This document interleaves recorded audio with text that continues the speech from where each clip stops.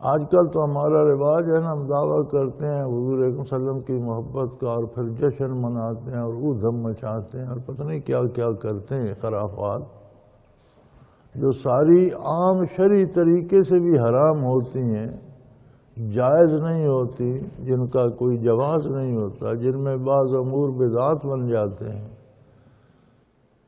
کوئی ایسا کام جو حضور اکرم صلی اللہ علیہ وسلم اور صحابہ سے ثابت نہ ہو، اس کا کرنا اگر ثواب سمجھ کر کیا جائے تو وہ بدعت بن جاتا ہے۔ زندگی کا کوئی بھی کام، وہ زمانہ اور تھا، اس زمانے کا لباس اپنا تھا، رہائش اپنی تھی، خوراک اپنی تھی، غذا اپنی تھی، وہ ناشتے اور یہ دوپہر اور عصر اور کہاں تھے، وہاں تو 8 پہر میں بھی کسی کو ملتا تھا، کسی کو نہیں، یہ کھجوریں کھا لی، دودھ پی لیا، یہ آج کل کے کھانے، یہ آج کل کے لباس کہاں تھے۔ لیکن ان کی اجازت ہے، لباس میں ستر عورت جس میں ہو وہ درست ہے، کھانے میں حلال اور پاک ہو، 2 قیدیں ہیں، حلال ہو اور پاک ہو، جو مرضی کو۔ لیکن اگر کوئی کہ جی صبح کا ناشتہ کرنا باعث ثواب ہے تو بدعت بن جائے گا۔ کس کام پر ثواب ہے اور کس پر نہیں ہے، یہ منصب نبی صلی اللہ علیہ وسلم کا ہے۔ کوئی کہ جی سلوار قمیض پہننا بڑا ثواب ہے، یہ عبادت ہے، تو وہ بدعت بن جائے گی۔ مباح ہے، ٹھیک ہے، جائز ہے، حلال ہے، پہنو۔ یہ جو کوٹ آج ہم نے پہنے ہوئے یہ اس زمانے میں کہاں تھے، لیکن انہیں ہم باعث ثواب یا عبادت سمجھ کر تو نہیں پہنتے، سردی سے بچنے کے لیے پہنتے۔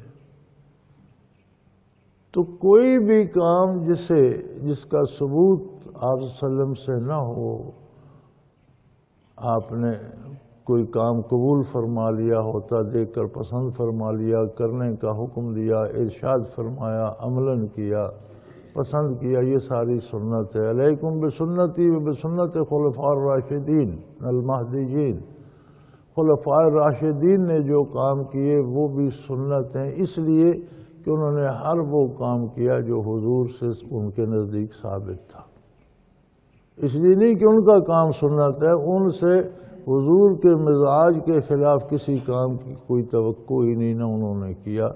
جو انہوں نے کیا وہ ان کے نزدیک سنت تھا تو انہوں نے کیا۔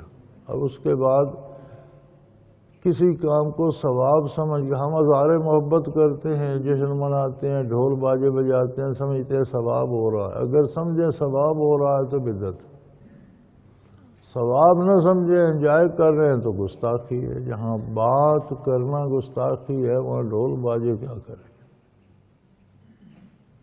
تو یہ اتنی نازک بارگاہ ہے کہ یہاں محبت بھی ان قاعدوں اور ضابطوں کی پابند ہے جو اس بارگاہ کے ہیں۔